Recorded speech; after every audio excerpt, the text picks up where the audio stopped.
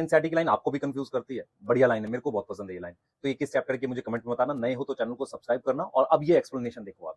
Dominance is not an autonomous feature. Autonomous का मतलब होता है पूरी तरह से जुड़ा हुआ फीचर नहीं होता जीन और प्रोडक्ट का। इसका मतलब ये हुआ ये जीन है, ये एक एंजाइम बनाती है। तो क्या ये जीन परमानेंटली डोमिनेंट होगी या रिसेसिव होगी, या ये जो प्रोडक्ट है इसको हमेशा डोमिनेंट बनाएगा? क्या कोई एक्सप्लेनेशन है? आ जाओ देखते हैं। तो नॉर्मली देखो एक एग्जांपल हमारे पास दे रखा होता है प्लियोट्रॉपी का, और वहीं पे है ये जीन बी का एग्जांपल। देखो क्या चीज है समझते हैं। तो सबसे पहले आपको ये देखना है कि जीन बी जो है वो एक एंजाइम बनाती है जो स्टार्च बनाता है, ब्रांच बना के ना, जैसे अमाइलोपेक्टिन की ब्रांच होती है उस तरीके से, मतलब ब्रांचिंग होती है उस तरीके से बनाता है और उससे स्टार्च ग्रेन बनते हैं। तो अगर मेरे पास दो कॉपी है जीन की, तो उससे क्या होगा, मेरे पास large amount of branching enzyme बनेगा, क्योंकि दो फंक्शनल कॉपी है जीन की।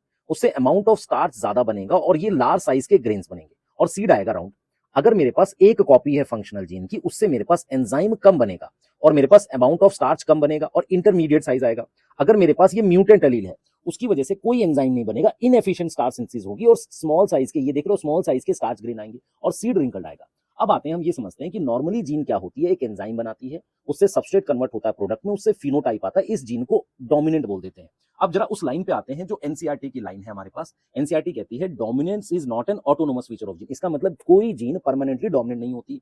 उसके बाद कहता है कि या जो प्रोडक्ट है ये डिसाइड नहीं करता वो डोमिनेंट है कि नहीं। देखते हैं कैसे। जैसे ये प्रोडक्ट जो बना ना एंजाइम, अगर मैं फिनोटाइप ये वाला देख रहा हूँ स्टार्च ग्रेन, तो उसमें आप देख रहे हो तीन तरह के स्टार्च ग्रेन बन रहे हैं। कैपिटल बी बी का अलग है, कैपिटल बी स्मॉल बी का अलग है। तो इसका मतलब जो स्टार्च ग्रेन है ना, अगर इस फिनोटाइप की बात करता हूं तो इनकम्प्लीट डोमिनेंस है। इसका मतलब ये एंजाइम डिसाइड नहीं कर पा रहा है कि मुझे डोमिनेंस बनाना है, इनकम्प्लीट डोमिनेंस या डोमिनेंस बनाना है। और अगर मैं सीड शेप की बात करता हूं, ये वाला भी राउंड देता है, ये भी राउंड देता है, इसमें क्या होता है, रिंकल आते हैं, बहुत छोटे ये स्टार्च ग्रेन है। तो सीड शेप की बात करूंगा तो क्या बन रहा है बेटा, डोमिनेंस बन रहा है। इसका मतलब ना ये जीन डिसाइड कर पा रही है ना एंजाइम डिसाइड कर पा रहा है। नॉर्मली क्या होता है, एंजाइम डिसाइड कर लेता है वो। तो एनसीईआरटी इसी बात को कहती है कि dominance is not an autonomous feature of gene और the product that it has information. ये प्रोडक्ट इसके लिए इंफॉर्मेशन है। It depend as much as on gene product. इसका मतलब वो जीन प्रोडक्ट पे जितना डिपेंड करता है, उसके साथ इस बात पे भी डिपेंड करता है कि मैं कौन सा फिनोटाइप देख रहा हूं। कौन सा फिनोटाइप देख रहा हूं मतलब, अगर मैं स्टार्च ग्रेन देख रहा हूं तो इनकम्प्लीट डोमिनेंस होगा, सीड शेप देख रहा हूं तो मेरे पास क्या होगा, डोमिनेंस होगा।